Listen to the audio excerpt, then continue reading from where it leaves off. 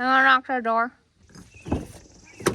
A house just came on the market, not just any house, like a homestead, it's house with land. I got a notification from Zillow. A lot of people have problems with Zillow, but I'll tell you what it's good for. Notifying you when a property comes on the market. And if you haven't already, go in Zillow, put in your search parameters, and set notifications on. So this house popped up.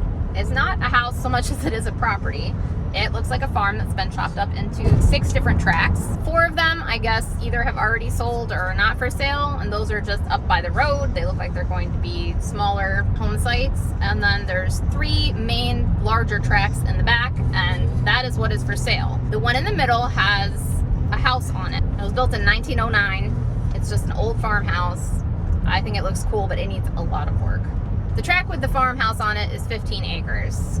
If you just want the farmhouse with 15 acres, it's $245,000. So then there's 2 other tracts on either side of it because the 15 acres is a pretty skinny shot back. There's one that's another 15 acres and then one that's around 30 acres.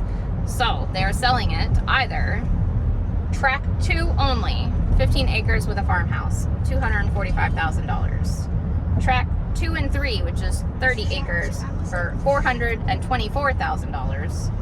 Tract 1 and 2, which would be 47 acres, for $544,900. Or all 3 tracts, which would be 62 acres and give you buffer zones on either side, for $724,800. If you buy the entire property, that works out at about $11,690 an acre plus a house.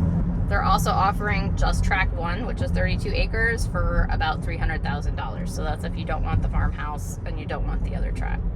So originally when this popped up, I was thinking, hey, maybe this is an opportunity for us. I really want to live in a historic home. It has more acreage. We could sell our house, upgrade the acreage. Of course, the house would be a disaster, but that's what we do for a living, is fix up houses. I figure that'll eventually happen anyway. But even if it's not for us, then you look at it as, would this make sense as a fix and flip? Before anyone gets upset about fix and flips, where we live, fix and flip does not mean putting a coat of paint on something and then selling it. Almost every single fix we've done has been usually a house that cannot be sold. No one will buy it because it is bad. Usually a full gut job. We make it not only livable for another person, but nice. Most fix and flips happen in town, and most investors who are doing fix and flips don't touch things with acreage because it's not a guaranteed fast sell. I would like to see us move more into that direction because those are the kind of houses I like.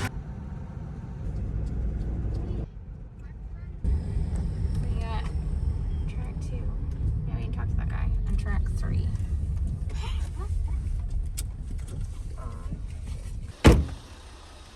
All right, so this is the 15 acre tract, so just go straight back. And then tract 3, which is an additional 15 acres, goes here. And tract 1 is in back of here. These are the house tracts, so in back of that is the additional 32 acres over there. So my thoughts, if we were, for instance, were to buy this house, which we're not, I wouldn't just want those 15 acres because I don't want to look at a house right there and right over there. And even if you could buy the 15 acres and the 32 acres all together, I also don't want to look at houses right there, which is what I assume is going on with those other tracts. So additional considerations, the property is not fenced. That costs a lot of money to fence in the property, and you're going to be paying to fix up the house. Definite pros, this looks like a quiet street. It's like kind of like a 1-lane street. I don't see too much traffic on it. Of course, we're only here right now in the middle of the day, so I can't say for sure. But all in all, location looks great, but you would have to buy all the lots, and I'm pretty sure that those 3 lots are going to be a lot per acre. As soon as I saw the property, I contacted our realtor just to let her know that I would give her a heads up that I was going to go look at it. I didn't ask her to come with me because I don't want to bother her if we're not serious about getting the place, because I look at a lot of properties. And then I also asked her the impossible question of, can you give me an ARV, which is an after repair value, if we were to buy this as a investment property to fix and flip, how much could we sell it for after fixing it up? When you're doing fix and flips in town, it's way easier to come up with an ARV because there are so many houses around that are kind of similar. There's a lot of people buying and selling. When you get in situations like this and other houses that I've bought, it's a little harder. So the only close comparable that she could pull up was from a year ago. The house was a little bit bigger, the house was nicer, the property was fenced, and it had a barn, and it sold for $660. It's kind of a guessing game at that point. What is property worth a year later? Also taking into consideration that the property is not as nice as that other one, the house is not as new or nice as the other one. Even if you were to fix it up, it's still an old house. A lot of variables to consider. All right, guys, you can come out of chicken jail now. Yeah.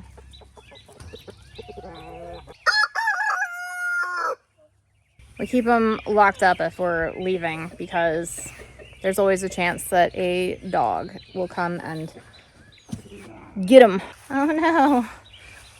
Do you know where the door is? No, you gotta go to the door. I know, it's so confusing. Why can't you just climb through that? I know, it looks like you should be able to, but you can't. Go on that way. Keep going. I know, what? Oh goodness, there you go. Nope, now they're over there. Even though that property was a no-go for us, I'm glad we went to look at it. I think if you're gonna find like the perfect property for a really good price, you're gonna look at a lot of properties. It's not just going to be the first thing you look at. Maybe, I mean, you could always hope, but I think it really helps to be looking and really know what's for sale, how much stuff is selling for, so that when that perfect property comes along, you can really jump on it and know that you're making a good decision. Because the way the market is right now, you have to jump on something if you want it. You can't take a month to decide. That's not going to happen. So the more information you have, the easier that decision is going to be. For my own personal looking, I have several different lists on Zillow that just feed me houses anytime it meets a certain requirement.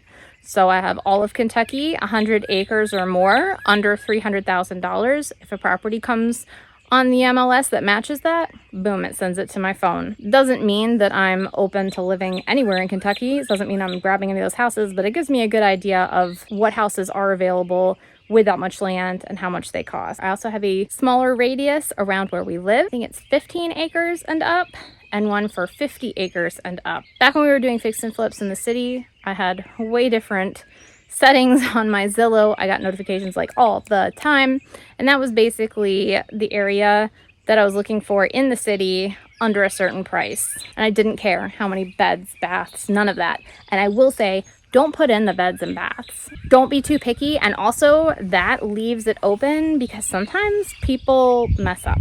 I've seen houses that were listed a certain way just by mistake. There are some realtors that just don't double check stuff. So if a listing says it's a 1-bedroom, 1-bath, but it's actually not once you look at the pictures, or it's legally a 1-bedroom, 1-bath, but it could be more bedrooms, more bathrooms, because there's a difference between the legal definition of a bedroom and a bathroom and the functional everyday usage of a bedroom or a bathroom.